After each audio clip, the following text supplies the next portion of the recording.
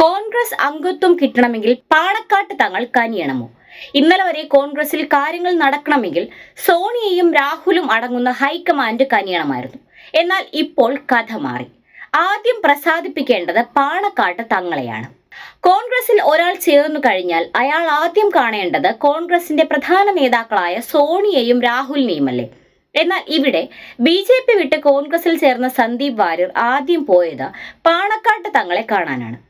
ഘടകകക്ഷി നേതാവ് എന്ന നിലയിൽ കുഞ്ഞാലിക്കുട്ടി സാഹിബിനെ കാണാൻ പോയാൽ തെറ്റു പറയാനാകില്ല. എന്നാൽ പാണക്കാട്ടെ സന്ദർശനവും അതിനുശേഷം സന്ദീപ് നടത്തിയ വിശദീകരണങ്ങളും കേട്ടവർക്കെല്ലാം ഒരു കാര്യം ബോധ്യപ്പെട്ടു: കോൺഗ്രസ് പാർട്ടി എത്രമാത്രം മുസ്ലിം പ്രീണകരായി മാറിയെന്ന്. കോൺഗ്രസ് ലീഗിന്റെ തടവറയിലാണെന്ന ആക്ഷേപം ഒന്നുകൂടി അരക്കിട്ടുറപ്പിക്കാൻ ഉതകുന്ന സംഭവങ്ങളാണ് ഇവിടെ അരങ്ങേറിയത്.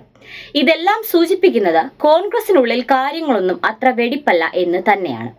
വയനാട്ടിൽ രാഹുലും പ്രിയങ്കയും മാറി മാറി മത്സരിക്കാൻ എത്തിയതോടെ കോൺഗ്രസിന്റെ തല ലീഗിന്റെ കക്ഷത്തിലായിരിക്കുന്നു എന്നതാണ് പച്ച പരമാർത്ഥം. ലീഗിനെ പിണക്കിയാൽ കേരളത്തിൽ ഇനിയും ഒരു തിരിച്ചുവരവ് അസാധ്യമെന്ന തിരിച്ചറിവാണ് കോൺഗ്രസിനെ പാണക്കാട്ടെ തിണ്ണയിൽ എത്തിച്ചതെന്ന സത്യം സാമാന്യ ബുദ്ധിയുള്ളവർക്ക് മനസ്സിലാക്കാവുന്നതേ ഉള്ളൂ. കോൺഗ്രസിന്റെ ഈ മുസ്ലിം പ്രീണന നയത്തിനെതിരെ രൂക്ഷ വിമർശനവുമായി BJP സംസ്ഥാന പ്രസിഡന്റ് K. സുരേന്ദ്രൻ രംഗത്തെത്തി. കോൺഗ്രസിൽ ചേരുന്ന പ്രാദേശിക നേതാവ് പോലും പാണക്കാട്ട് തങ്ങളെ കാണണം എന്ന നിലയിലേക്ക് നാട് മാറിയെന്നും എന്തുകൊണ്ട് മറ്റു സമുദായ നേതാക്കളെ കാണുന്നില്ലെന്നും അദ്ദേഹം ചോദിച്ചു. എന്തുകൊണ്ട് കോൺഗ്രസിൽ ചേരുന്നവർ ക്രൈസ്തവ സഭാ മേലധ്യക്ഷന്മാരെ കാണുന്നില്ല? എന്തുകൊണ്ട് വെള്ളാപ്പള്ളി, സുകുമാരൻ നായർ തുടങ്ങിയ സമുദായ നേതാക്കളെ കണ്ട് അനുഗ്രഹം വാങ്ങിക്കുന്നില്ല? ഇന്ന് ഷാഫിയും സതീശനും കോൺഗ്രസിനെ ഒരു കൂട്ടരും ആലയിൽ കെട്ടി സമ്മർദ്ദ ശക്തികൾക്ക് കോൺഗ്രസ് വഴങ്ങി. വോട്ട് ബാങ്ക് രാഷ്ട്രീയത്തെ ഭയന്നാണിതെന്നും അദ്ദേഹം പറഞ്ഞു. PFI ബന്ധം നിഷേധിക്കാൻ VD സതീശൻ ഇതുവരെ തയ്യാറായിട്ടില്ല. SDPI നോട്ടീസ് കൊണ്ട് വീട് കയറാൻ VD സതീശന് നാണമില്ലേയെന്നും സുരേന്ദ്രൻ ചോദിക്കുന്നു.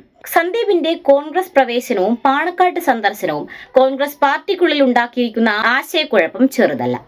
ഗാന്ധിജിയെ ചെറുതായി ഒന്ന് വെടിവെച്ചു കൊന്നു എന്ന് പറഞ്ഞ് ഗാന്ധി വധത്തെ ന്യായീകരിക്കുകയും കോൺഗ്രസിന്റെ ഏറ്റവും പ്രധാനപ്പെട്ട നേതാക്കളായ സോണിയാഗാന്ധിക്കും രാഹുലിനുമെതിരെ അസഭ്യവർഷം ചൊരിയുകയും ചെയ്തുകൊണ്ടിരുന്ന സന്ദീപ് വാര്യരുടെ പാർട്ടി പ്രവേശനം നല്ലൊരു ശതമാനം പ്രവർത്തകർക്കും ഉൾക്കൊള്ളാൻ കഴിഞ്ഞിട്ടില്ല.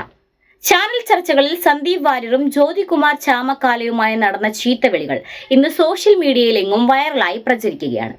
കഴിഞ്ഞ ദിവസം വരെ മോദി അല്ലാതൊരു ദൈവമില്ലെന്ന് പറഞ്ഞു നടന്നിരുന്ന സന്ദീപ് വാര്യർ ഒറ്റ ദിവസം കൊണ്ട് മോദിയെ തള്ളി കൈപിടിക്കുകയും പാണക്കാട്ട് തങ്ങളെ സ്തുതിക്കുകയും ചെയ്യുന്നത് കാണുന്ന പാലക്കാട്ടെ സാധാരണ ജനം കോൺഗ്രസിനെതിരെ തിരിഞ്ഞാലും അത്ഭുതപ്പെടാനില്ല. അങ്ങനെ സംഭവിച്ചാൽ കോൺഗ്രസിന്റെ എല്ലാ കണക്കുകൂട്ടലുകളും തെറ്റിക്കുന്ന ഫലമാകും പാലക്കാട്ട് ഉണ്ടാവുക എന്ന കാര്യത്തിൽ തർക്കമില്ല.